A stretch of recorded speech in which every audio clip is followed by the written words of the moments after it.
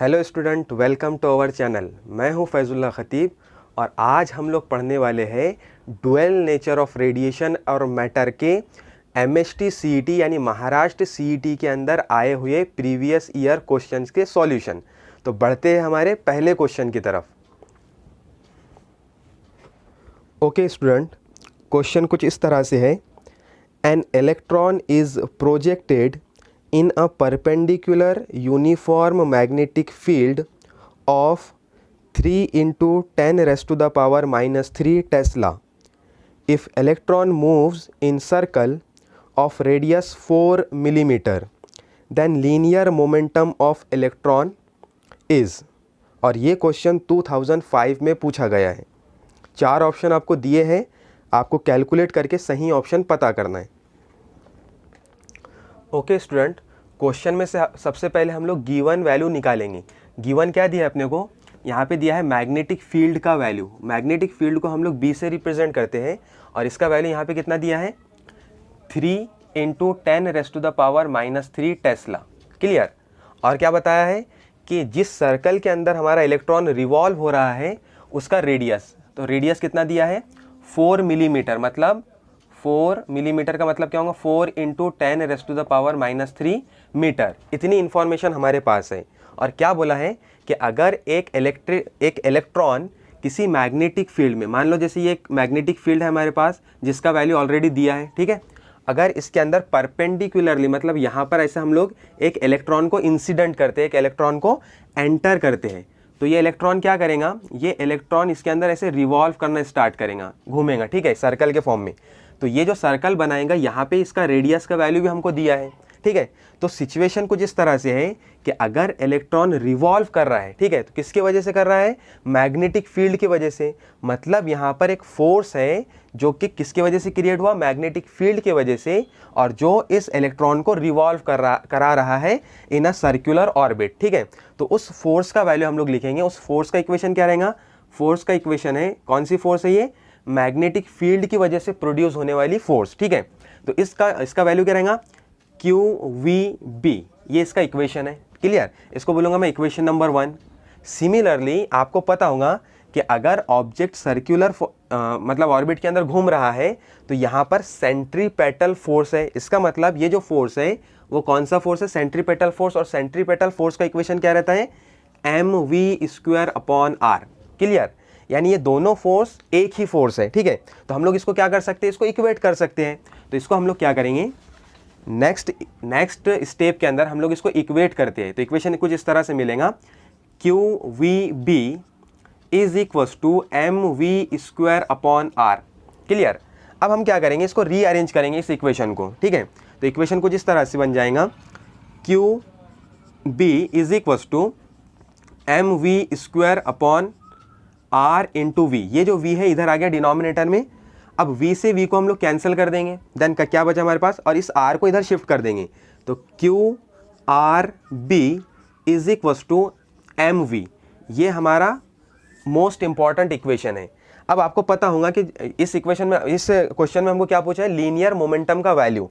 तो linear momentum का आपको वैल्यू पता होगा, इक्वेशन पता होगा, P = m × v।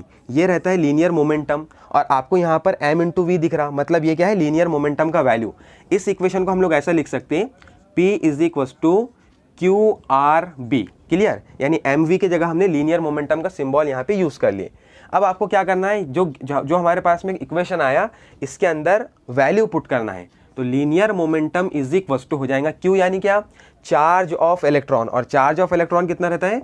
1.6 × 10⁻⁹ coulomb. Then R यानी कि रेडियस, और वो अपने को दिया हुआ है कितना है? 4 × 10⁻⁻3। देन आगे क्या है? B यानी कि मैग्नेटिक फील्ड, और उसका भी वैल्यू दिया है कितना है?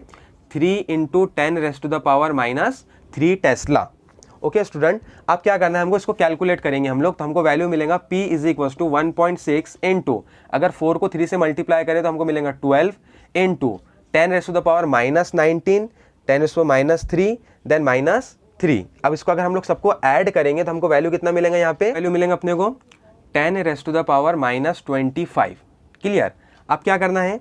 आपको इसको मल्टीप्लाई करेंगे तो P = मिलेगा अपने को, जो फाइनल इक्वेशन आएगा वो मिलेगा 19.2 into 10⁻⁻25।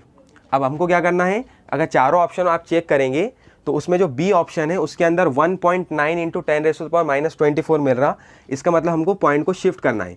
P is equals to 1.92 into 10⁻⁻24, ये हमारे पास में आ गया। और लीनियर मोमेंटम का जो यूनिट रहता है वो यूनिट हमको लिख लेना है। लीनियर मोमेंटम का यूनिट क्या रहेगा, किलोग्राम इंटू मीटर पर सेकेंड। तो ये हमारे पास में इक्वेशन आ गया, ये वैल्यू आ गया है। तो ये ऑप्शन हमारे पास में ऑप्शन नंबर 2 के अंदर नजर आ रहा है। इसका मतलब ये ऑप्शन हमारा राइट है। अब हम लोग आज के दूसरे क्वेश्चन की तरफ बढ़ते हैं। क्वेश्चन इस तरह से है, the stopping potential of a given photo electric device is depends on. एक बार मैं रिपीट करता हूँ question. The stopping potential of a given photo electric device is depends on, चार ऑप्शन है, intensity, frequency, velocity of photon and work function. अब आपको सही answer पता लगाना है। ओके स्टूडेंट, हमको क्या सिचुएशन दी हुई है, हमको बताया गया है कि स्टॉपिंग पोटेंशियल का वैल्यू किस पे डिपेंड करेगा एक स्पेसिफिक फोटो इलेक्ट्रिक डिवाइस के लिए।